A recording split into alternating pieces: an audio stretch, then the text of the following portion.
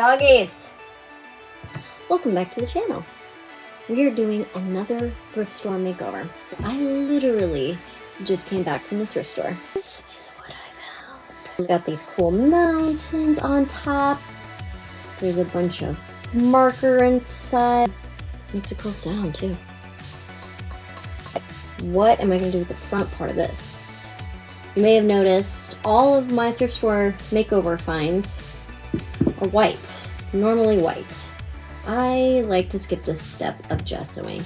I don't want to gesso for 40 minutes. You guys don't want to see gessoing. Or maybe you do, I don't know. I guess I like watching gessoing if somebody else is doing it. This doesn't even need gesso. It's a nice scratchy surface. Ooh. Perfect. Too bad the bottom one is not going to come off like that. Very sticky. That's alright. We'll get it off. Wait. Oh, hold on. Hold on. It's happening. It's happening. Oh, go. Do it. Just come off now. Into the actual ceramic.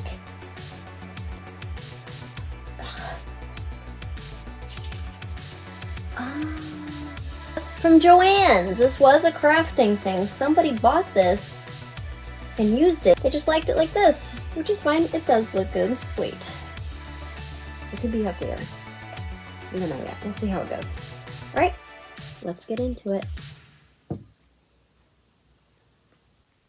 Coming from the thrift store, we're going to have to give this bad boy a little decontamination. Yes, I can make my hand as small as my wrist. It helps me get out of handcuffs. Don't ask me how I know that.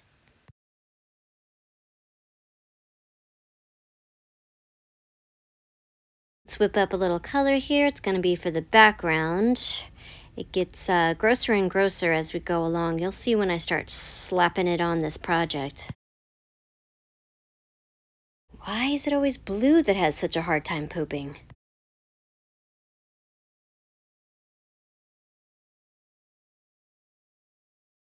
Now we're going to put that beautiful baby diarrhea aside and get to our sketch. This right here is a waterfall, and this is a meandering river.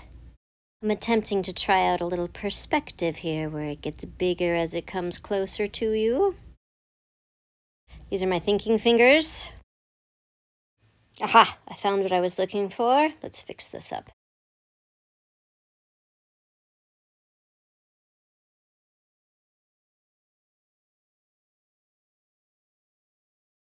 And now the fun part, the painting. Man, I gotta say, this thing was so much easier to paint than that big white thing.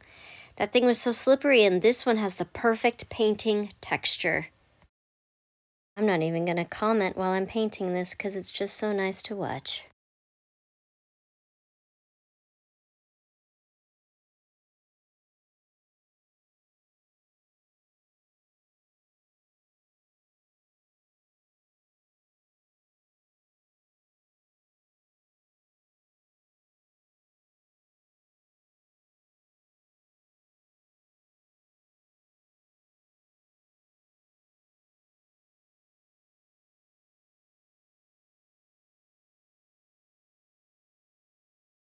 Now that the base coat is dry, I'm going to realize my vision for these mountains. No, I'm not having a hard time drawing straight lines. I'm going to make something. Just watch and learn. Okay, that's not it though. Let me just fix that.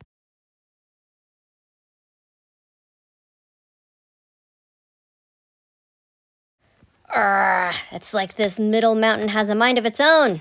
Third time's a charm. Here we go. And just got it. And yep, gonna pull this over here and perfect.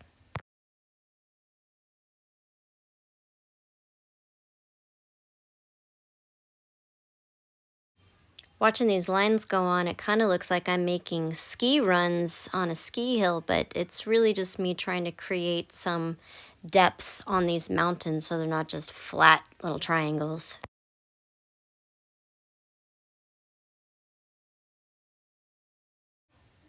And yet another blue is constipated. Come on, there you go. That looks healthy. Now some white. We're gonna get these mountains painted.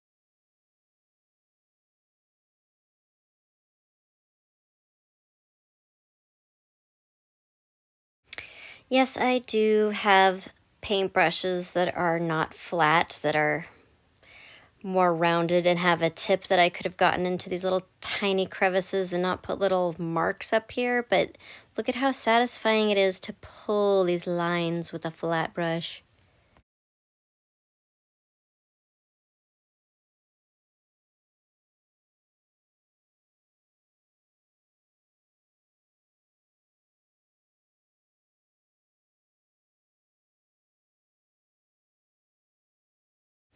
You might be wondering why I'm painting everything the same color. What's the point of putting the lines on here, right? Well, just hold your horses. It's all going on the same color because I was having a hard time deciding if I wanted the background to be darker or the foreground to be darker. I saw it done both ways, and I thought I would just put this on first and then decide. First, I have to decide from which direction the sun is hitting these mountains. This side I'm painting right now is the shaded side. This is the darker side. Now that the shaded side is all filled in, I can start with the lighter side. I had this on the table this time because the front was all the way dry and I could rest my hand, which is way more comfortable than just having it float. But I'm also getting kind of old, and having it up closer makes it easier for me to see where the edges of the line are. So in about 5 seconds, you're going to see it float up. And now my old eyes can see so much better.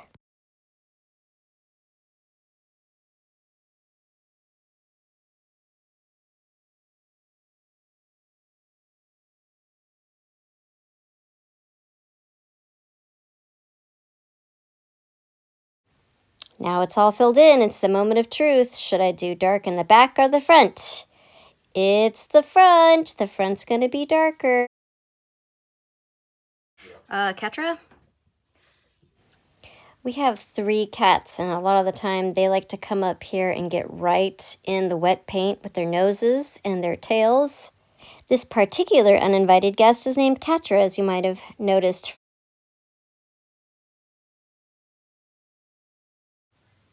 Now that I've darkened the foreground, it's time to lighten the background. So I'll make the parts that are getting hit by the sun a little bit lighter blue. So now we'll have 4 different colors of blue.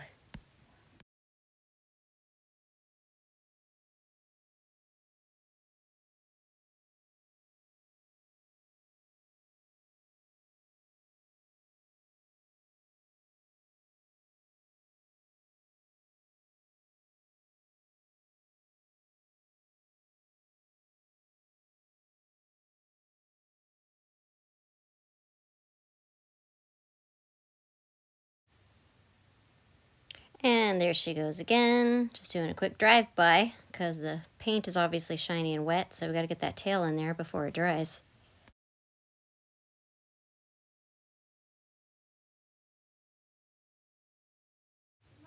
Since the mountains are blue and the foreground of the bottom part is green, I decided to do a mixture, like a sea green color for the river and the waterfall, so it could kind of stand out on the mountains.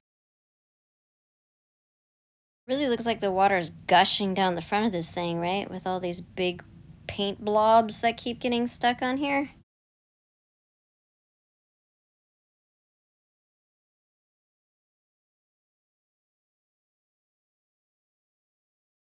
Now that the front of this is dry, I can start up here with the mountains and put a little shade on these snow-capped peaks. You were probably wondering why there was a line down the middle of the snow if I wasn't even going to paint this part, but I am.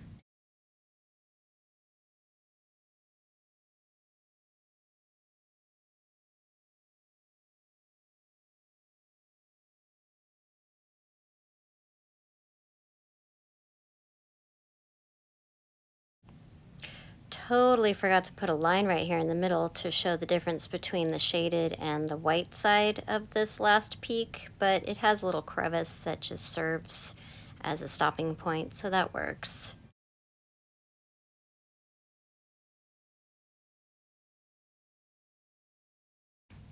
Gotta say, I was nervous about putting the dimension pieces on here because I've never even painted something like this before, but I think it turned out pretty good.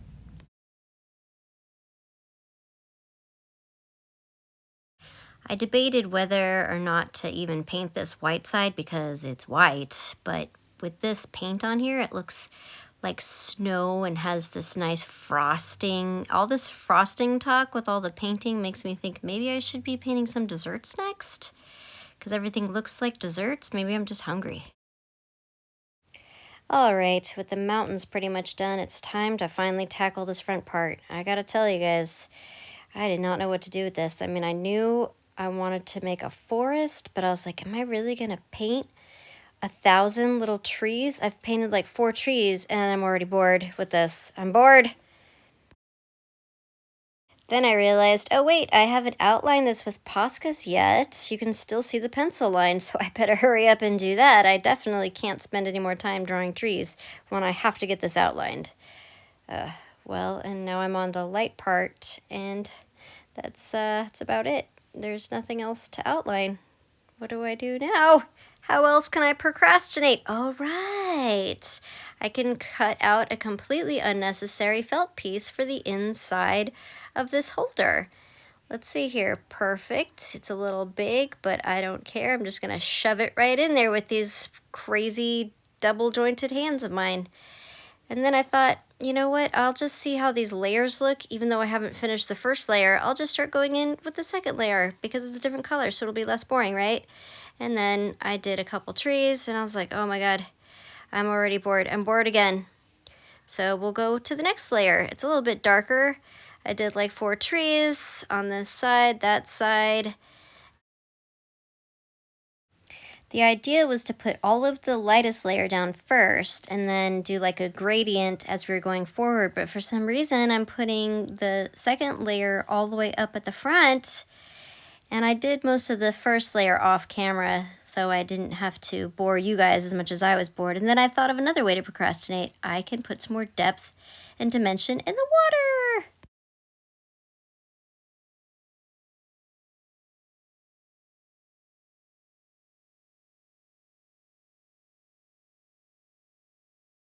And finally, the darkest layer of trees that go right in front. And look at this precision work. I mean, I should just be teaching a master class on these fantastic trees because they're just so detailed. No one could draw trees as good as this. So let's just enjoy the trees getting drawn because you're never going to see anything this masterful again.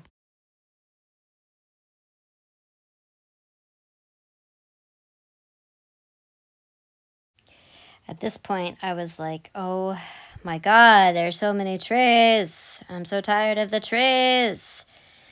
I'm almost done, right? Oh god, no, there's a whole other side. Maybe I should be doing this off camera. And then I realized, dude, I just wasted a perfect opportunity to do like a little tent or a little yeti over here. This didn't have to all be trees. But, you know, sometimes you just want simple project. So even though this isn't the most detailed work of art that anyone has probably seen in their life, I am glad that it was just trees and that I could just do something nice and pretty. I am putting a little more detail in these godforsaken trees, but I think it makes it look better, not so flat. But the most beautiful part about this is that these are the finishing touches, and this bad boy is almost done. Doesn't it look lovely? I went with blues and greens because the last project was all, hey, Diane. Now we see our before and after picture. Sorry I didn't have a stagnant before picture, but I really like the way that this turned out. I like the dimension that the mountains gave. The trees were really boring to paint, but I think they look nice. And now it's time for your pet ending. The turtles are taking the week off, but for you, I have the Doges.